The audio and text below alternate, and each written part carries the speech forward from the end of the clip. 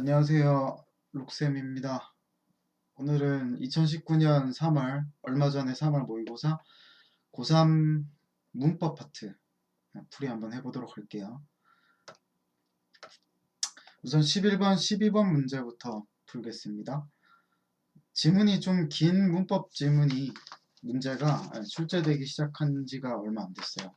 요즘 경향인데요, 이게. 이런 문제를 풀 때는 지문을 먼저 읽는 게 아니라 역시 문제부터 좀 읽어주시면 좋겠습니다. 그래서 11번 문제를 한번 보시면요. 기억 리을에 대한 이해 이렇게 묻고 있어요. 근데 기억 리을은 우리가 지금 도저히 알 수 없으니까 요거는 지금 풀 수가 없겠고요. 12번으로 갑니다. A를 참조해서 보기에 A1을 분석해라 이렇게 되어 있습니다. 그러니까 A가 뭔지 모르기 때문에 A1을 분석할 수는 없는데 지금 밑에 보니까 전부 하늘로 시작되고 있어요. 네, 하늘로. 그래서 이거는 좀 분석을 한번 해볼 수 있지 않을까 이런 생각이 듭니다. 한번 해볼까요? 실전에서도 저는 이렇게 해요. 그냥 하, 날, 히 이렇게 돼 있네요. 도대체 이거 어떻게 분석해야 될까? 모든 증거는 이쪽에 있습니다. 모든 근거는 현대역에 있기 때문에 현대역이랑 이 하늘, 히를 비교해 보는 거예요. 하늘, 이 이렇게 비교를 하는 거죠. 그럼 이제 차이점을 찾으면 되는데 원래 중세국어에는 히였다가 현대국어로 오면서 이로 변했다라는 설명보다는 이런 설명보다는 중세국어에는 하, 날, 히읗 더하기 이 하늘 히읗이었는데 현대국어로 오면서 히읗이 사라졌다. 이렇게 보는 게 더 합리적이라는 거죠. 그래서 이제 얘를 분석할 때는 하늘 더하기 2로 분석을 해주시면 더 좋겠습니다. 그 다음에 B도 한번 분석을 해볼까요? 이번에는 하늘 시옷이네. 바로 분석을 하면은 이렇게 됩니다. 2가 왔을 때는 히읗이 드러나고 즉 앞에 있던 말이 뒤로 연음이 됐고 시옷이 왔을 때는 히읗이 지금 보이지 않습니다. 히읗이 없다. 이 정도만 해주면 되겠지. C로 한번 가볼게요. 하날입니다. 이거는 지금 하날 하고 뒤에 아무것도 없어요. 이런 걸 우리가 휴지라고 합니다. 휴지. 아무것도 없는 것을. 그래서 휴지일 때도 역시 히읗이 없다는 걸 알 수 있습니다. 뭐 짝을 묶는다면 B랑 C가 지금 되게 유사한 짝이라고 볼 수 있겠네요. 그 다음에 D로 한번 가볼까요? 자, D로 가니까 하날토라고 되어 있습니다. 하날토. 그러면 이거는 이제 히읗이 뒤에 붙는다는 건 아까 확인했으니까 더하기 도라고 보면 되겠죠. 자음 축약은 기본적으로 좀 알고 계셔야 될 것 같습니다. 간단히 말씀드리면 히읗 더하기 그드브즈 또는 그드브즈 더하기 히읗이 크트프츠로 변하는 현상을 자음 축약이라고 해요. 자, 이렇게 볼 수도 있고 아니면 여기 현대어를 보면 또 도가 있잖아요. 그래서 도를 기준으로 잡아도 되겠습니다. 뒤에서 일어나는 현상은 자음 축약입니다. 자음 축약. 이렇게 간단히 좀 적어 볼게요. 그 다음에 2로 가겠습니다. 2는 하날콰라고 되어 있습니다. 하날콴데 뭐 콰로 하면 안 되고 히읗 더하기 과로 가야겠죠. 현대 국어에 이렇게 과도 있습니다. 그러면 이것도 자음 축약으로 똑같은 케이스 이렇게 봐줄 수 있겠네요. 이 둘은 모두 같은 경우다. 됐죠? 그러니까 연음이 되느냐 아니면 히읗이 드러나지 않느냐 아니면 자음 축약이 되느냐 정도로 구분을 할 수 있을 것 같아요. 자, 1번 한번 풀어볼까요? A에서는 연음이 됐고요. 오케이. 됐죠? 음운 개수 변동 없습니다. 그렇죠? 연음은 그냥 받침에 있는 말이 뒷말 모음으로 옮겨가는 현상일 뿐이에요. 첫소리 이응은 음가가 없다. 요거는 제가 많이 말씀을 드렸습니다. 강의에서. 그리고 D에서는 앞에 건 일단 맞고 D에서는 음운 변동이 일어나 음운의 개수가 줄어들었다. D에서 일어난 음운 변동은 자음 축약이니까 줄어든 게 맞겠네요. 정답은 1번. 실전이라면 이러고 그냥 넘어가는 겁니다. 아까 11번 못 풀었으니까 앞에 본문으로 넘어가면 되겠죠? 자, 근데 지금은 풀이니까 나머지도 좀 해드릴게요. B에서는 히읗이 다른 음운으로 교체된 게 아니라 B에서는 그냥 사라졌습니다. 뭐 굳이 말하면 탈락이라고 얘기하겠네요. X 넘어갑니다. B에서는 체험 말음 히읗의 존재를 알 수 있지만 어떻게 알 수 있죠? 안 보입니다. 알 수 없다. B와 C에서 동일한 체원이 단독으로 쓰일 때가 아니라 얘는 시옷이 결합되어 있는데요. 그래서 X. D와 E에서 체원의 현대국어에 존재하지 않는 조사 토와 콰가 결합했다. 그러니까 이런 식으로 이제 접근을 하는 게 좀 불합리하다는 거죠. 합리적이지 못하다는 겁니다. 원래 이제 토가 있었고 콰가 있었다 이렇게 보기보다는 원래는 도과 현대국어와 동일한 형태의 조사가 있는데 중세국어에는 히읗을 꼬리에 달고 있는 히읗 종성체언이 있기 때문이다 라고 해야겠죠. 자, 하나 설명해 드리고 할게요. 그리고 질문 있으시면은 댓글에다가 달아주세요. 제가 성심성의껏 답변을 해드리겠습니다. 중세국어에는 히읗 종성체언이라는 아이들이 있어요. 말 그대로 종성, 그러니까 받침 끝에 히읗이 달라붙어 있는 체언을 말합니다. 히읗 종성 체언 때문에 일어나는 현상이 현대국어에도 흔적을 남기고 있거든요. 이게 이제 뭐 여성이라는 뜻의 그리고 어떤 것 할 때. 그러니까 이게 이제 더해지면은 원래대로라면은 암것이 돼야 될 텐데 우리 이렇게 말하는 거예요. 이게 아니라 암컷으로 돼요. 이게 컷이 됐다는 얘기는 여기 암과 것 사이에 히읗이 개입되었다 라고 밖에 설명할 수 없죠. 자, 그래서 현대국어에서는 히읗이 뭐 이랑 만났을 때 히 이런 식으로 들어가는 건 없어요. 없으나 뒤에 축약되는 현상만은 흔적을 남기고 있다. 다시 한번 보시면서 이거 복습해 보시면 좋겠네요. 자, 그럼 우리 해결 못한 11번 문제가 있기 때문에 앞으로 한번 돌아가 보겠습니다. 11번은 그냥 풀 수는 없겠고요. 기억과 리을이 뭔지 알아야 풀 수 있을 것 같아요. 자, 한번 가볼까요? 기억부터 보겠습니다. 음절의 종성의 끝소리네요. 마찰, 파찰, 파열 중 된소리 거센 뭐 되게 복잡한데 그냥 자음이지 뭐. 종성에 자음이 온다는 건 받침이 온다는 겁니다. 그때 예사소리 기역 디귿 비읍으로 교체되고 있습니다. 자, 우리 이런 거 음절의 끝소리 규칙이다. 이렇게 공부했었습니다. 잠깐 설명드리고 가면요. 원래 음절 끝소리로 올 수 있는 이제 소리가 가느다란 물방울 이거 많이 외우셨죠? 이렇게 7가지예요. 7가지인데 잘 들어보세요. 여기 니은, 리을, 미음, 이응 같은 경우는 다른 자음이 니은, 리을, 미음, 이응으로 교체되진 않아요. 원래 자기가 자기 소리를 내는 것밖에 없어요. 얘네는. 교체되는 애들은 기역, 디귿, 비읍 이 3가지입니다. 그래서 지금 여기서도 기역, 디귿, 비읍으로 설명해주고 있습니다. 니은입니다. 음절 종성에 자음군이 올 때 한 자음이 탈락한다.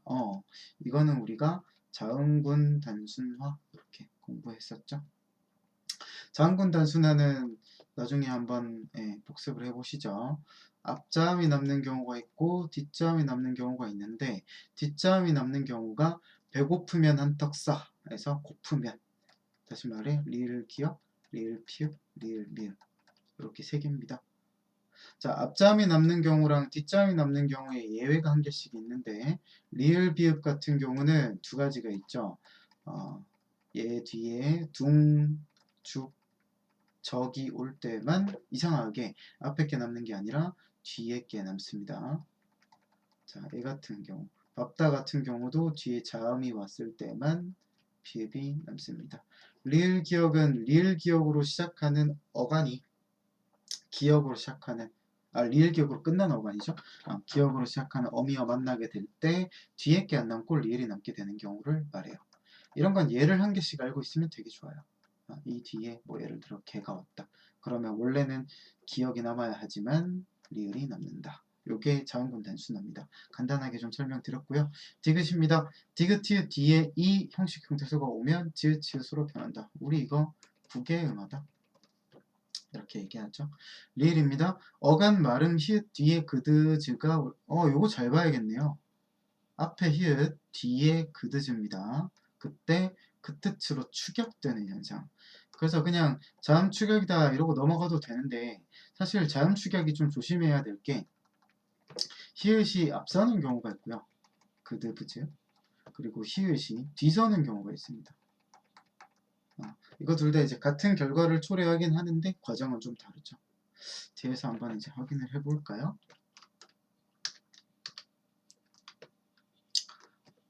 안 지우고 하면 좀 지저분하겠죠? 지우고 갈게요. 자, 혹시 이제 또 기억이 안 날 수도 있고 왔다 갔다 해야 되니까 저는 그냥 적고 하겠습니다. 기억이 음절의 끝소리 규칙, 그리고 니은이 자음군 단순화, 디귿이 국외음화였죠? 자, 그리고 리을이 자음 축약인데 제가 좀 주의하라고 했었어요. 이거 히읗이 앞서는 자음 축약입니다. 이렇게 돼 있습니다. 자, 그러면 이제 한번 분석을 해보죠. 한목입니다. 기억 시옷 받침인데 시옷이 없어졌네요. 자음군 단순화. 그러니까 기억이 아니라 니은이겠네요. 놓기입니다. 자, 히읗과 기억이 만나서 키읔으로 변해 있습니다. 히읗이 앞서는 거 똑같죠? 요거 자음 축약이 리을 맞습니다. 실전이면 그냥 넘어갑니다. 풀이기 때문에 계속 하겠습니다. 끌칩니다. 그러면 히읗이 지읒이랑 만나서 치읒이 되겠네요. 여러분 잘 보셔야 될 게 글자와 글자 사이입니다. 글자 사이를 잘 보시면 그 사이에서 음운 변동이 다 일어나요.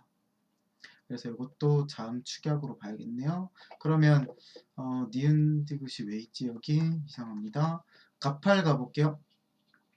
가팔은 비읍이랑 히읗이 만나서 피읍이 된 건 알겠어요. 그럼 시옷이 탈락을 해야겠네요. 시옷이 탈락했다. 자음군 단순하니까 니은 맞습니다. 그 다음에 비읍 히읗이 자음 축약이 되어서 리을이 맞기는 한데요. 잘 보시면 히읗이 뒤에 있습니다. 앞에 있어야 되는데 그래서 얘는 리을이 틀렸습니다. 되게 까다롭죠. 이번 문제가 이런 식으로 좀 깨알같이 만만치 않은 구석이 있었던 것 같습니다. 그 다음에 마침 보겠습니다. 얘 같은 경우는 좀 적어서 하겠습니다. 자, 마, 지읒, 히, 이, 니은 이렇게 돼 있어요. 이게 이제 마지막 발음이 마친으로 돼 있습니다. 그러면 이 지읒이 그대로 히읗과 만나서 치읒이 될 수도 있어요. 이러면 자음 축약 한 개밖에 없기 때문에 얘는 지금 틀렸어. 왜냐하면 여긴 디귿도 들어가 있으니까. 근데 이제 디귿이 들어가는 경우가 있을 수도 있겠죠. 국외음화가 되는 경우. 자, 국외음화가 되려면요. 지읒이 우선 디귿으로 음절의 끝소리를 입어야 됩니다. 그런데 음절의 끝소리 규칙이 일어나는 경우는요. 뒷말이 자음일 때 일어난단 말이에요. 축약이 되기 전에 일어나기도 하는데 대신 조건이 있어요. 뒷말이 의미가 있어야 됩니다. 근데 이 히 같은 경우는 전미사기 때문에 의미가 없어요. 자, 의미 있다고 치고 국외음화 됐다고 칩시다. 자, 음절의 끝소리 일어났다고 칩시다. 음절의 끝소리 먼저 입었어. 그 다음에 히읗이랑 결합하면은 티읕이 되겠습니다. 티읕이 이제 이 동화주랑 만났으니까 치읕이 된다. 이렇게 설명해 낼 수 있긴 있어요. 억지로. 근데 이렇게 설명을 해버리면요. 마찬가지로 히읗이 앞선 축약 현상임을 설명해 낼 수가 없다는 거예요. 히읗이 뒤에 있잖아요. 역시 여기에 위배가 되고 있다는 겁니다. 자, 그렇게 해서 여기는 둘 다 틀린 것으로 해석을 해낼 수가 있습니다. 정답은 2번입니다. 자, 그러면 우리 지금 본문을 안 읽은 게 있어서 잠깐 보여드리기는 하겠습니다. A를 저희가 못 봤거든요. A 한번 볼게요.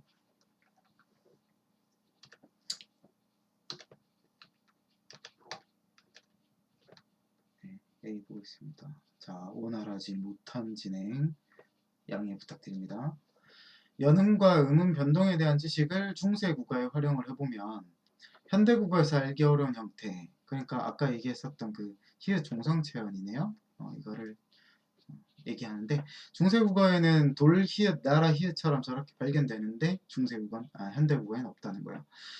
자, 밑에 문단 볼게요. 중세 국어 시기에는 차음, 말음, 히읗이 모음으로 시작하는 조사와 결합하면 연음이 되어 나타났답니다. 자, 다시 모음, 조사. 그때 연음이 되었답니다. 조건이죠. 동그라미 동그라미일 때 미음이 되었다. 우리 아까 연음 확인해 봤었어요. 그 다음에 히읗을 말음으로 가진 체언이 과도와 같은 이번에 모음이 아니네요. 기역이랑 디귿이 앞서 있는 자음이에요. 근데 조사래. 요거랑 이제 결합을 하면 축약 현상이 일어난다. 동그라미 동그라미일 때 축약. 그냥 이렇게 적어버리겠습니다. 얘는 연음이었고요. 얘를 통해 간접적으로 확인할 수 있습니다. 간접적으로 확인한다는 건요. 겉으로 봤을 때는 히읗이 드러나지 않는다는 얘기예요. 그러니까 연음이 됐을 때는 히읗이 본이니까 직접적으로 확인할 수 있는 케이스, 얘는 간접적으로 확인할 수 있는 케이스. 이렇게 보시면 되겠습니다. 하지만 그러면 히읗을 확인할 수 없는 경우가 나오지 않을까? 어떤 체언이 말음을 가지고 있다고 하더라도 그 체언이 자 조건 나왔습니다. 단독으로 쓰이거나 또는 관형격 조사 시옷과 결합되어 있을 때 그때는 시읒이 실현되지 않는다. 이렇게 되겠습니다. 동그라미 단독일 때 또는 시옷일 때 그때는 네모 즉 실현되지 않는다. 이렇게 확인할 수 있습니다. 어때요? 저희가 아까 전에 그냥 보기만 가지고 분석을 해버렸었거든요. 그거랑 똑같은 케이스 세 가지가 지금 나오게 되는 거예요. 이렇게 해서 두 가지 문제를 풀어봤습니다. 다시 한번 강조를 드릴게요. 요즘 문법은 지문이 길게 나오는 경우가 많아요. 지금처럼. 그렇게 됐을 때는 문제를 먼저 확인하고 풀 수 있는 문제는 그냥 풀어버린다. 풀어버리고 만약에 풀고자 할 때 여기서 내가 모르는 말이 너무 많거나 앞에 지문이 필요한 경우에는 다시 돌아오셔서 읽고 해결해 주시면 되겠습니다. 자, 계속해서 13번 한번 보겠습니다. 13번은 선생님의 물음에 대한 답입니다. 이런 건 안 중요해요. 선생님 물음이 중요하겠죠? 가볼게요. 형태소와 단어에 대해서 이제 물어보는 것 같습니다. 밑에 한번 분석해 볼게요. 묻지 말고 그에게 물어라. 이렇게 되어 있습니다. 둘 다 동사인 건 알겠는데 기억이 지금 보여주고 있는 건 어간을 보여주고 있는 것 같아요. 그때 형태가 좀 달랐거든요. 얘는 묻이고 얘는 물입니다. 묻 뒤에는 지가 왔고요. 물 뒤에는 어가 왔습니다. 자, 이제 좀 센스가 있으면 이거를 디귿이 올 때는 뒤에 자음이구나. 리을이 올 때는 뒤에가 모음이구나 라는 걸 발견해낼 수도 있겠죠. 그 다음에 아까 형태소에 대해서 물어봤단 말이에요. 선생님이. 그래서 형태소로 분석을 또 해봐야 될 것 같아요. 어간 같은 경우는 형태소로 분석을 했을 때 의미를 가지고 있기 때문에 실질 형태소, 혼자 쓰이지 못하기 때문에 의존 형태소 이렇게 분석할 수 있습니다. 자, 단어도 봐야겠는데 요거요. 이렇게 생각해 주시면 좋겠어요. 이제 제 강의 처음 듣는 분들은요. 단어는 곧 품사다라고 생각을 해주시면 좋겠습니다. 우리말에 품사 9개가 있지 않습니까? 명사, 대명사, 수사, 관형사, 부사, 감탄사, 동사, 형용사, 조사 이렇게 9개가 있어요. 이렇게 동사로 부를 수 있는 말들은 모두 품사다. 어간은 동사, 형용사 중에 한 개일 테니까 얘는 단어라고 얘기할 수 있겠네요. 자, 그 다음 분석으로 한번 가봅시다. 쉽지 않습니다. 그쵸? 자, 니은입니다. 어시랑 아시네요. 요렇게 이제 중간에 끼어있는 애들을 뭐라고 해요? 선, 말, 어미 이렇게 얘기를 합니다. 근데 또 형태가 좀 다르네요. 얘는 어시고 얘는 아십니다. 자, 뒷말은 고랑 단데 이제 앞말을 한번 볼까요? 자, 드리고 얘는 봅니다. 모음을 한번 보시죠. 여기는 음성 모음이 와 있고 얘는 양성 모음이 와 있어요. 위에는 자음일 때, 밑에는 모음일 때, 여기서는 음성 모음일 때, 양성 모음일 때 형태가 변하고 있습니다. 여기까지 봤을 때 이제 추론을 해볼 수 있는 것들은 여기 두 형태가 달라지는 이유가 모두 의문론적인 조건 때문이 아닌가. 이렇게 추측을 한번 해볼 수 있겠습니다. 자, 선어말 어미의 이제 형태소 얘기 한번 해봐야죠. 선어말 어미는 의미도 희박하고 혼자 쓰이지도 못하기 때문에 형식 형태소이자 의존 형태소가 되겠습니다. 그 다음에 선어말 어미는 단어라고 볼 수 있을까요? 제가 아까 전에 단어로 볼 수 있는 건 모두 품사다 이렇게 얘기했었거든요. 선어말 어미라는 품사는 없습니다. 그러므로 이 친구는 단어라고 볼 수 없겠습니다. 자, 마지막 분석 가볼게요. 디귿입니다. 나는 그리고 동생은 이렇게 돼 있어요. 나는 1인칭 대명사고 동생은 보통 명사입니다. 어쨌든 대명사랑 명사니까 체언이라고 볼 수 있겠고 체언 뒤에 결합되어 있으니까 는과 은은 조사라고 볼 수 있겠네요. 자, 근데 는, 은, 만도, 마저, 조차까지 이런 친구들을 우리는 보조사라고 합니다. 제발 요거는 부탁인데요. 보조사에 은, 능, 만도가 있어요. 요 네 가지. 네, 이거 이 형태니까 세 가지라고 얘기할 수 있겠네요. 요거는 외워주시면 좋겠습니다. 진짜요. 네, 후회하지 않으실 겁니다. 그 다음에 얘도 형태가 두 가지가 있네요. 는이 있고 은이 있습니다. 는은 나 뒤에 왔고요. 은은 동생 뒤에 왔어요. 자, 눈치채셨습니까? 는이 온 것은 모음 뒤라서 은이 온 것은 자음 뒤라서 이렇게 얘기할 수 있겠네요. 그러면 우리의 예측은 맞았습니다. 결국 이렇게 두 가지 형태로 드러나는 것들은 모두 의문론적인 조건 때문이구나. 이렇게 얘기할 수 있겠네요. 자, 보조사도 저거 판단해 봐야죠. 형태소. 보조사는 보시다시피 는, 은은 의미가 없어요. 형식 형태소. 그리고 앞에 나랑 동생 같은 말이 없으면 혼자 쓰이지도 못합니다. 그러니까 의존 형태소 이렇게 되겠네요. 형의인 점에서는 두 개가 같습니다. 근데 얘는 조사란 말이에요. 구품사 중에 한 개죠. 그러니까 얘는 단어라고 얘기할 수 있겠습니다. 이제 문제 한번 풀어볼게요. 공통점은 셋의 공통점은 단어의 자격을 가진다. 아니요. 얘 니은은 못 가졌어요. 자, 끝. 넘어갑니다.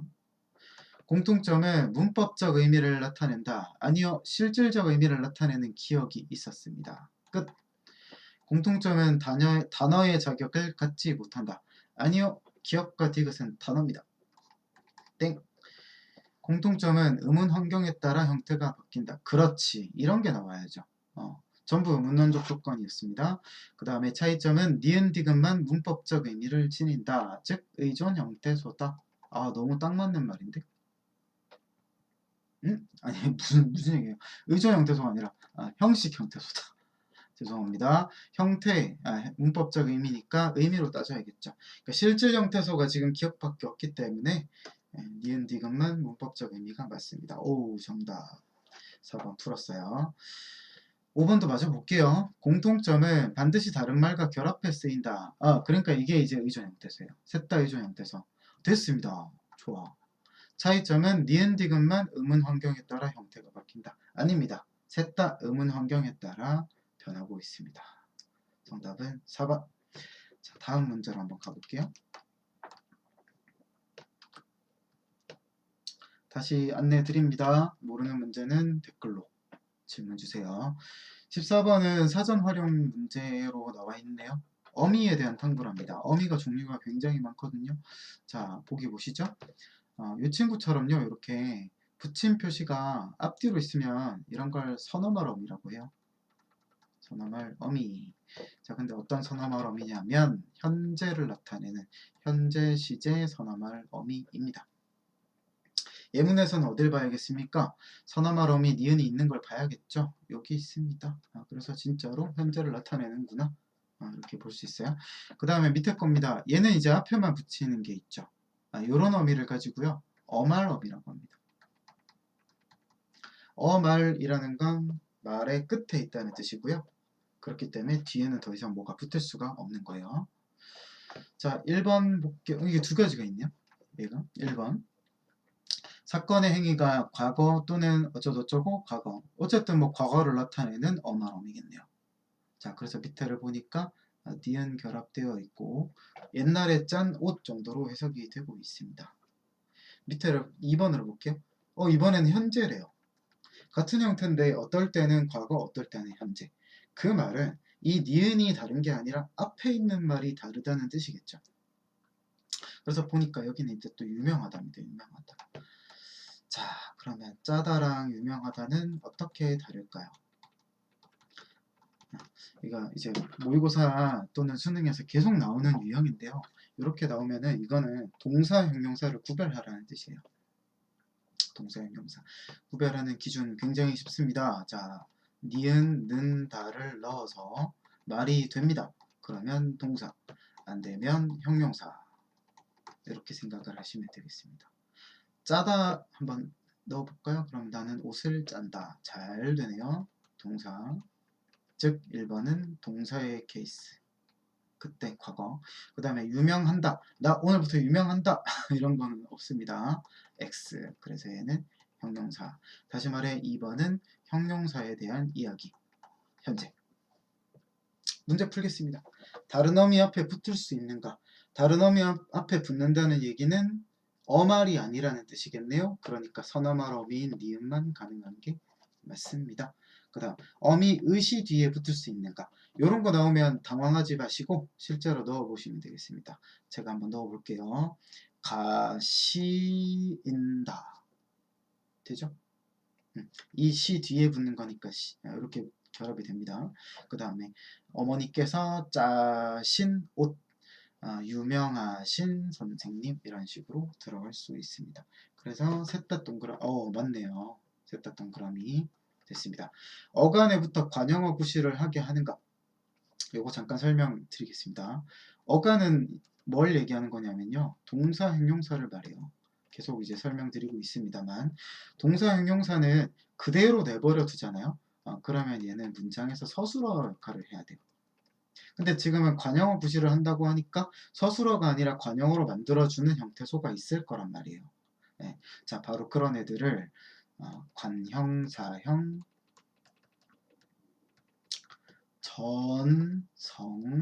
전성어미라고 합니다. 전성은 뭐의 줄임말이냐면요. 전환시킨다. 무엇을 성격을 이렇게 돼요. 근데 이제 어떤 성격으로 전환시키냐면 관형사처럼 이런 형태로 전환을 시켜줍니다. 네, 그래서 관형사형 전성어미에 대한 질문이었어요. 그래서 여기 보시면은 짜다는 동사지만 옷을 꾸미게 되었고 유명하다는 형용사지만 성악가인 명사를 꾸미게 됐잖아요. 그래서 이거는 선어말 어미에는 없어야 되고 관형사형 전성어미, 즉 어말 어미에는 동그라미가 돼 있어야 됩니다. 자, 그래서 아주 잘 돼 있습니다. 디귿도 맞는 말입니다. 자, 그 다음 받침이 없는 용언의 어간 뒤에 붙어서 현재 시제를 나타내는가? 그럼 받침이 있는 용언 어간 뒤에 붙어 있을 때는 뭐 이런 생각을 하시면 안 돼요.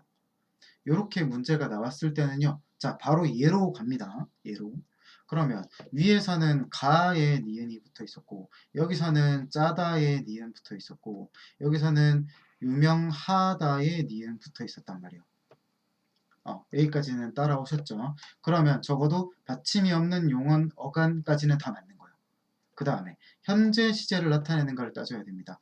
얘 현재 시제였고 여기 있는 얘도 현재 시제입니다. 다시 말해 지금 동그라미가 돼 있어야 되는 건 선어말 어미 니은 그리고 2번밖에 없다는 겁니다.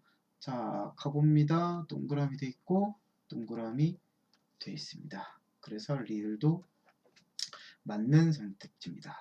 그러면 이제 5번이 틀렸다는 얘기예요. 5번을 보시면은 흰눈이 내립니다 라고 돼 있어요.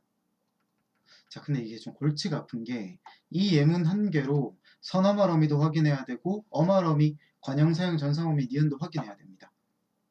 그러면 이 사례 안에는 관형사형 전성어미가 들어가는 말도 있을 거고 선어말 어미가 들어갈 수 있는 말도 있을 거라는 거예요. 관형사형 전성어미는 결합하면 뒤에 있는 체언을 꾸민다고 했었죠. 아까 전에. 여기 체언은 눈밖에 없습니다. 즉 여기에서 우리는 1, 2의 경우를 확인해야 된다는 거고 선어말 어미가 들어갈 수 있는 말, 즉 어말 어미가 다로 끝나는 이런 말에만 들어갈 수 있어요. 그래서 여기에서 우리는 니은을 확인해야 된다는 거죠. 그럼 예문으로 추가할 수 있는가? 이제 해봅시다. 자, 내립니다에다가 니은을 넣어보는 거야. 그러면 눈이 내리 니은다 이렇게 들어갈 수 있겠죠. 현재 시제도 맞는 것 같아요. 그러니까 여기 동그라미는 맞습니다. 근데 자, 여기에다가 니은을 넣어봐야 되는 이미 넣어져 있습니다. 희다는 품사가 뭡니까? 눈이 흰다라는 말이 안 되니까 얘는 형용사라는 걸 알 수 있어요. 형용사에 니은 들어가면 현재 형태잖아요. 자, 흰눈. 지금 흰색 맞지 않습니까? 그러니까 여기 형용사인 2번 같은 경우는 x가 아니라 동그라미가 됐어야 맞는 말이라는 거예요. 자, 그래서 5번이 정답입니다. 마지막 문제로 가겠습니다. 자, 안되면 질문 꼭 주세요. 저는 질문을 좋아합니다. 15번이에요. 가와다에 대한 설명인데 딱 보니까 이제 문장 분석하라는 문제인 것 같아요. 자, 최근 트렌드는 안긴 문장이 무엇이냐, 대등하냐, 종속이냐 이렇게 물어보기보다는 그 안긴 문장과 관련된 문장 성분에 대해서 자꾸 물어봐요. 여기에 대해서. 그래서 여러분이 이제 이 문제를 틀리셨다면 문장 성분부터 제대로 공부를 하고 오셔야 돼요. 그리고 난 다음에 안긴 문장을 구별하는 걸 배우셔야 됩니다. 자, 문장 분석하는 거 제가 보여드릴게요. 문장 분석은 항상 서술어부터 합니다. 밝혀졌다. 뭐가? 그가 범인임이 밝혀졌다. 이겁니다. 자, 여기까지 일단 찾아요. 이게 아는 문장이에요. 나도 미리 찾아드릴게요. 포기했다. 누가요? 부상을 당한 선수가요. 빌었어요. 누가요? 학생들이요. 이렇게 먼저 분석을 끝내셔야 돼요. 이게 아는 문장의 주어와 서술어입니다. 자, 그 다음에 이제 뭘 하셔야 되냐면 뭐뭐다로 끝날 수 있는 말을 찾으셔야 돼요. 끝날 수 있는 말. 이거 정말 중요하거든요. 끝나는 말이 아니라 끝날 수 있는 말입니다. 가능성 있는 말. 자, 찾아볼게요. 가에는 범인이다 있네요. 그쵸? 그러면 다 대신에 지금 미음 들어가 있네요. 이렇게 묶으면 명사절이 될 겁니다. 이게 왜 명사절인지는 간단히만 설명드릴게요. 명사절이라는 증거는 첫 번째, 미음 또는 기가 들어가 있으면 명사절이에요. 자, 두 번째 조건, 얘는 조사랑 결합해요. 이제부터 명사처럼 변했으니까. 그 다음에 세 번째 조건, 이건 잘 안 보이는 경우가 많은데 앞에 관형어의 수식을 받아요. 관형어가 수식을 하는 경우가 있어요. 이렇게 세 가지 이제 근거가 마련이 되면 그건 명사절이라고 볼 수 있습니다. 얘 같은 경우는 음기에서 미음 들어가 있고요. 조사 결합되어 있습니다. 비록 관형어는 찾을 수 없지만 명사절을 꾸미는 관형어는. 자, 그리고 제가 아까 이제 강조 드렸던 거, 요즘 트렌드 문장 성분, 그는 관형어, 사람이는 주어, 그 다음에 범인, 임, 이 전체가 주어, 확실히는 밝혀졌다를 꾸미고 있으니까 부사. 이렇게 찾을 수 있겠네요. 나도 분석 한번 해볼게요. 부상을 당한 선수, 당하다 보이죠? 그럼 하에 니은 결합되어 있으니까 얘는 여기까지 묶어서 관형절이 되겠습니다. 장애물 달리기에 달리는 달리다 아닌가요? 이렇게 얘기하시는 분이 있을 수 있어요. 요 기가 나오면 좀 조심을 하셔야 돼요. 요거는 얘는 두 가지 케이스가 있거든요. 명사형 전성어미가 되는 경우가 있어요. 자, 이렇게 되면 앞에 있었던 어간 있죠. 얘는 여전히 어간이게 돼요. 품사가 안 변한다는 뜻입니다. 여전히 동사 형용사입니다.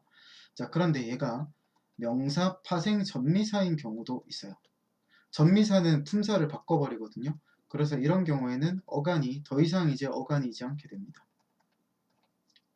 이제 얘는 어간이 아니라 명사로 정말 변하게 됩니다. 그러면 이게 지금 형태가 똑같으니까 명사형 전성어민지 명사 파생 전미사인지 어떻게 구분하냐 이거예요. 구분하는 방법은 어간은 그대로 남아있다라면 부사의 꾸밈을 받게 될 거고요. 명사로 변했다면 관형어의 꾸밈을 받게 될 거란 말이에요. 지금 보니까 장애물이라는 체언이 관형어 역할을 하면서 뒤에 있는 달리기를 꾸미고 있다는 걸 알 수 있어요. 그렇기 때문에 달리기는 명사형 전성어미로 분석을 하면 안 됩니다. 다시 말해 명사절이 아닙니다. 굉장히 중요합니다.